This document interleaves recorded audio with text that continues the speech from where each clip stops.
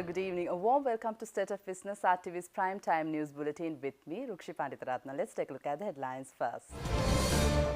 Government medical officers to launch island-wide strike tomorrow. And Vasudeva says new tax bill is an attempt to hoodwink public and IMF.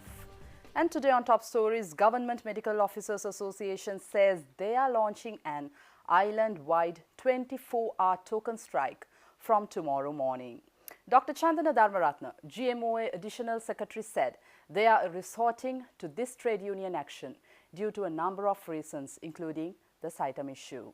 It is mainly because of the abduction of the student leader Ayan Jayalath, as well as to protest against those student leaders who are held in remand custody without properly formulating charges against them. And we want the government to bring about declare a proper timeline to gazette the minimum standards of medical education, which the failure of which has resulted in the present crisis. And we also want the government to stop recruiting students to Saitam Institute, as well as to stop awarding degrees from that institute. Mere verbal assurances are not sufficient. There should be legal documentary evidence and legal documentary proclamation to this effect. UPFA MP Vasudeva Nanayakara says the proposed new Inland Revenue Act is an attempt by the government to hoodwink both the public and the International Monetary Fund. Addressing the media, he said the present government will never increase the taxes of rich people. මේක කරන්නේ දැනට IMF එක රවට්ටන්න. IMF එකෙන් කියලා තියෙනවා මේ බදු ප්‍රමාණ මදි. ඒගොල්ලන් ගානා රටට හදලා දීපු බදු කෙටුම්පත දුන්නා.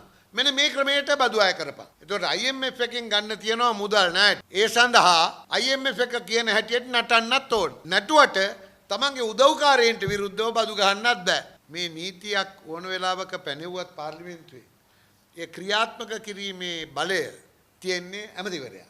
වක්‍ර බදු 80යි. හැමෝගෙම අය කරන බදු. අනික් අයගෙන් ඉහළ ආදායම් වලින් කම්පැනි වලින් අය කරන බදු 20යි. 80ට 20.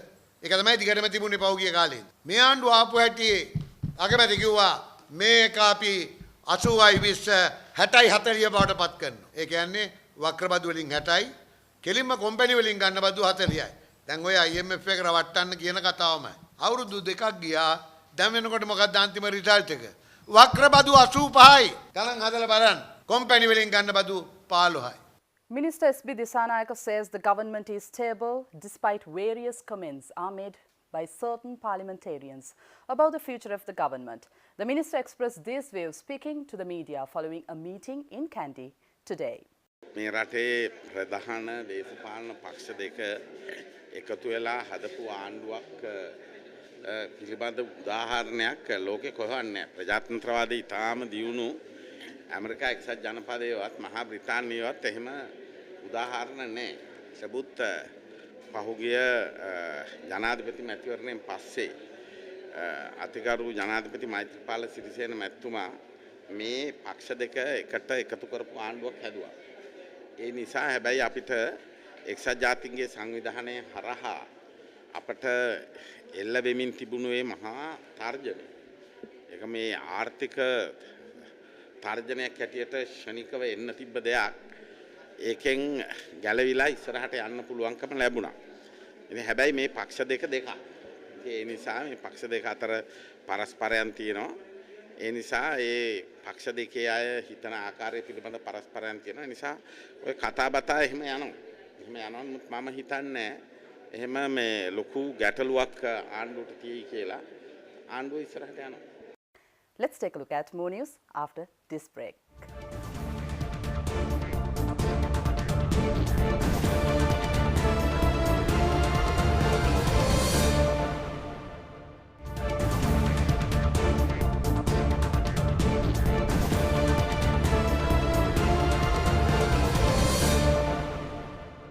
Welcome back. The Chief Executive Officer of First Capital, Dilshan Weerasekara, says the liquidity at the Colombo Stock Exchange should be increased to make it more attractive. During an exclusive interview with our television, Weerasekara said the changes that are in the pipeline should be fast-tracked. We need to see more local investors participating, more foreign investors coming in, more liquidity. We need to see electronic trading platform being brought in, and that's currently in the works now. The counterpart settlement system, which eliminates the settlement risk between the counterparties trading. We need to see derivatives and various other structured instruments in relation to equity trading being brought in, so that allows clients to short sell or hedge their risk pertaining to equity investments. So I think a lot of these measures are currently being done. We are also seeing the SEC Act that is going to be revamped and brought in place. So with all of these things, if they happen, I think then we will see far more activity in equity markets and a faster pace of development in relation to equities. Despite local investor participation is subdued, the foreign purchasing is on the rise at the CSE. The latest data showed a positive trend in foreign inflows in the government securities market since March 2017. I think that they are foresighted and they are investing with a medium to long-term view, as opposed to our local investors who are very short-term in nature, very speculative in their investment decisions, and sort of follow a very herd mentality of investing, which I believe is the wrong approach. Sadly, that's how our locals interpret markets. The foreigners obviously see long to medium term value, and they are investing on fundamentals of those specific counters, as well as fundamentals of the country's economy, I think, which has improved drastically over the last 2 to 3 months. So that's in essence, I think, the difference between the local investors and the foreign investors, and hopefully I think our local investors should learn something now, so that they can also capitalize on the potential gains the stock exchange holds. Now we have few more stories in brief.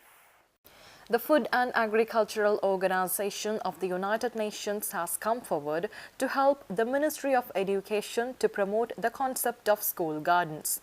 Through this project, more than 6,000 schools will be supported to create their own organic and healthy garden within the school premises. The FAO has provided financial and technical support to train 377 education officers to promote the project.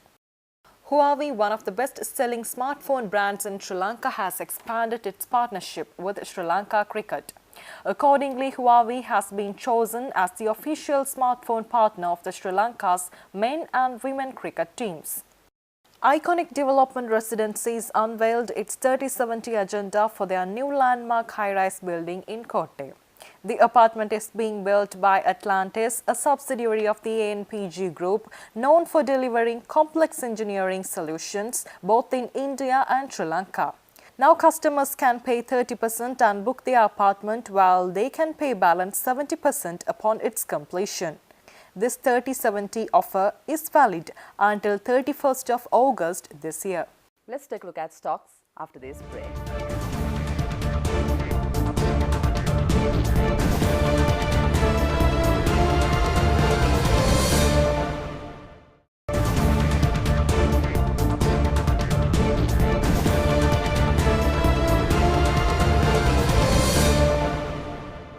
Welcome back.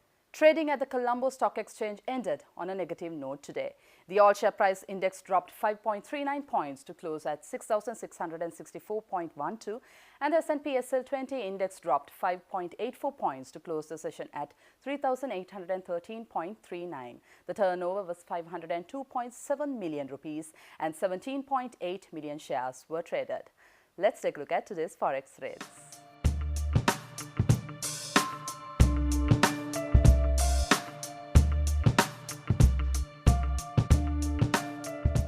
Thank you for watching State of Business. See you tomorrow at the same time. Till then, take care. Good night.